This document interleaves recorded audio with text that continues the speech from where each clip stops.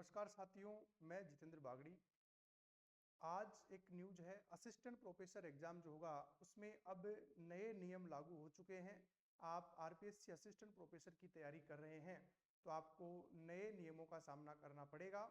कल जो मंत्रिमंडल की बैठक हुई है उसमें निर्णय लिया गया है। क्या निर्णय लिया गया है तो मैं आपको बताना चाहूंगा कि असिस्टेंट प्रोफेसर का जो पेपर होगा, 3 पेपर होते हैं प्रतियोगी परीक्षाओं में। यहाँ पे देखिएगा,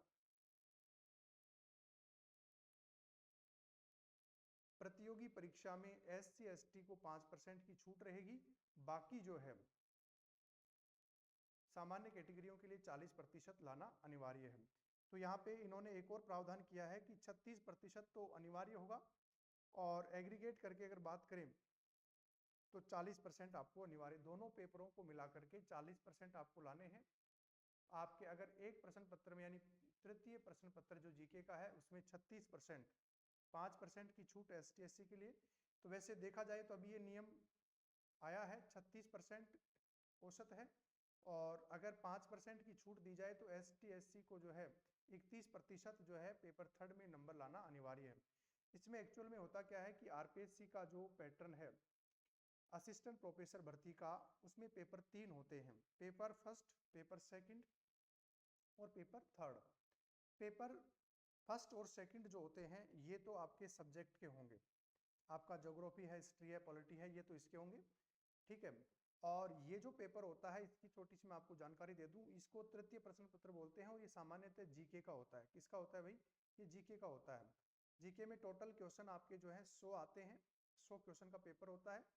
अंक जो होते हैं प्रत्येक प्रश्न 50 का होता है, तो ये 50 अंक का पेपर होता है टोटल। इसमें से अब आपको जो है 40% अगर लाना है, कितना? 40%, या इन्होंने औसत बताया 36, एसटी एससी के अगर कम कर दे तो 31% अंक लाना अनिवार्य है। क्योंकि यहाँ पर दोनों पेपरों में आपके औसत 40% नंबर आ जाते हैं, परंतु पेपर थर्ड में ये स्थिति कम बनती है।